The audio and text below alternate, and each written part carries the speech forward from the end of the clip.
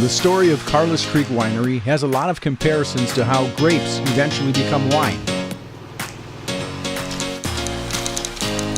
To make wine, good wine, it takes planning, pruning, planting, and lots of patience.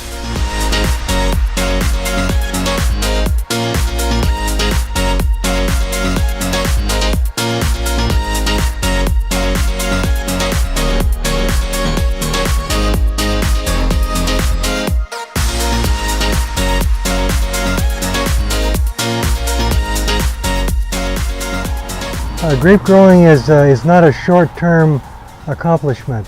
If we cut sticks for propagating in December and we plant them in June and they grow and they're healthy, it still takes 3 to 4 years before we actually get a harvest of grapes from those plants. And then if the harvest is good and the grapes taste great, then the winemaker makes wine from them. And if it's a red wine, it would typically age for another 2 years perhaps. So this December, if I cut a stick for propagation, it probably would take at least 5 years before you could enjoy a glass of wine from that plant. Research and experience have made Kim and Tami Bredeson wise in the ways of running and marketing a winery. But back in 2008, when they purchased Carlos Creek Winery, it was all new territory. A lot of people think that we had some kind of wine background. Perhaps our families were in wine and we ended up here, and it was nothing of the sort. We came from BIAD, Minnesota. My husband was a wood carver and he carved a mantle for somebody from the Mondavi Corporation. They sent us a bottle of Opus One with a note saying, "Our masterpiece for your masterpiece." And it was this gorgeous bottle of $180 wine, and it led us on a journey of discovery about wine. Previous to that, we'd been pretty much Franzia box wine drinkers and maybe some Labatt's Blue, given that we lived on the Canadian border. So this kind of got us started buying wine in bottles and investing in a corkscrew and going and visiting different wineries and learning about how wine was made, and then one day in the classifieds this winery came up for sale. So we came down and took a look, and it was Grape Stomp weekend. So everybody was having a great time, and it looked like so much fun to own and run an establishment like this. So we made an offer, it was accepted, and when we signed and closed the deal, we celebrated with that bottle of Opus One. And it really has been a great time and a party ever since. Like growing new plants from the shoots of old vines, the Bredesons were able to take a good local winery and nurture it into a new, more vibrant version of its old self. In 2008, they bought a winery where only about 7% of the grapes they used to make wine were grown in Minnesota. Now, 8 years later, they've been able to grow that number to around 74%. Grapes grown on the grounds at Carlos Creek Winery not only survive Minnesota's climate, but also the soil conditions. The chemistry involved with making wine is extremely important, but without a keen eye for the growing season and the needs of the plants, it's all for naught. Add to that complication the other dangers that come with growing grapes. We have lots of deer, a few turkeys, and innumerable birds. Now the deer don't really bother very much. They will eat the young leaves from the young plants. And the turkeys have never been a problem, but birds will eat every grape unless you take some precautions. So right about this time of the year, when the grapes turn purple, the birds begin to notice them, and then they will taste the grapes. And as soon as they reach the sugar content that the birds prefer, they will come and eat every grape. So we have to put nets on the grapes to keep the birds away.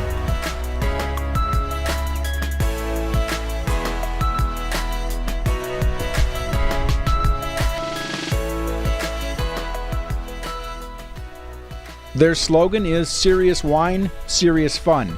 And as the state's most awarded winery, they understand what making a serious wine is all about. They are the nation's top producer of Petite Pearl grapes, plus they grow 5 other varieties in their vineyard. Yet, because grapes like Crimson Pearl, Frontenac, Valiant, and King of the North are not necessarily familiar names to most wine drinkers, the Bredesons got creative. When we purchased Carlos Creek Winery, there was not as much of a focus on using Minnesota grapes. And that was something that we really wanted to bring. We thought a local winery should be about its local grapes. But we were inheriting a large customer base that was pretty used to Cabernets and Merlots and things like that, and Riesling. And so how are we going to get them to drink Frontenac? And that was part of our business proposal. What were we going to do? So we thought, well, we'll name it something catchy. That people coming in, even if they don't want to drink a Frontenac, they'll take it home as a souvenir. Introducing the Minnesota Nice Wine Series. Hot Dish Red, Woebegone White, and You Betcha Blush have taken over the Minnesota wine landscape. So much so that Carlos Creek Winery is the first Minnesota winery to sell their wine at the XL Energy Center. Carlos Creek has always been on the leading edge. There are over 70 wineries in the state of Minnesota. Carlos Creek in 1999 was the 6th winery that opened up in Minnesota. When we purchased in 2008, there were 22 wineries. So explosive growth in the industry, also explosive growth in the amount of vineyards. But something that a lot of people don't realize is that the grapes and the soil have to match. So in every area of the world, there is a match of grapes for the soil and the climate that exists there. And when you do combine all that, that's where you get, the magic in the bottle. Like the grapes, each season the winery continues to grow in many areas. In 2008, the winery employed 4 full-time people. Today, 15 people work at Carlos Creek Winery on a full-time basis, and as many as 120 work during the annual Grape Stomp Festival. On your mark, get set, go!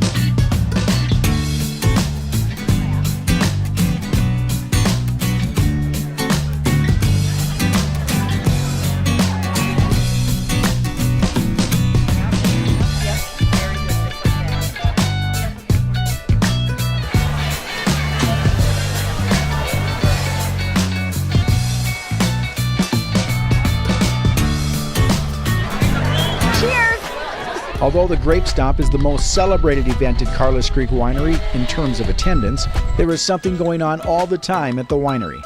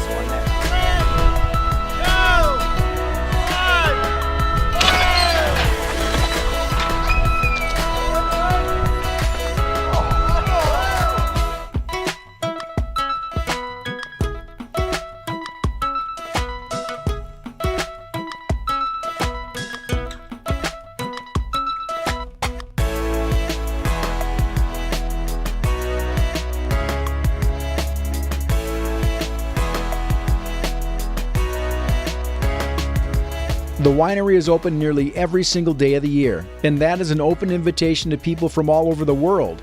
Since the Bredesons have owned Carlos Creek, they have welcomed an estimated 900,000 people to the winery. Nearly 10 years ago, the University of Minnesota did a study on the economic impact of the winery to the Alexandria Lakes area. At that time, not counting lodging, they estimated that each person spent about $50 on gas, food, and other items. Taking that times nearly 1 million people, it's easy to see the importance of the winery to the Alexandria Lakes area economy. Continuing with the winemaking metaphor, with each passing year, Carlos Creek Winery gets better and better. But they are not resting on their laurels. They've added a new winemaking facility featuring top-notch storage and bottling equipment. They've expanded their tasting room. Over and over, it resonates with visitors. Once you've experienced Carlos Creek Winery, like a glass of good wine, you want to share it with others. So when I look to the future, I want this to be Minnesota's winery. I want people to want to make that trip here, and I want them to return. So we need to provide the experience that can be, that people can take again and again. They can return to this, both because they love the wines and they love how we treat them here, and they love our setting. Maybe it's they return to have a son or daughter get married here.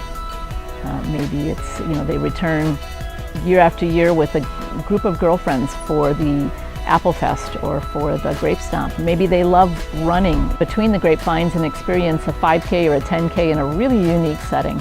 So whatever the reason is, we want this to be a place that people love to come to again and again.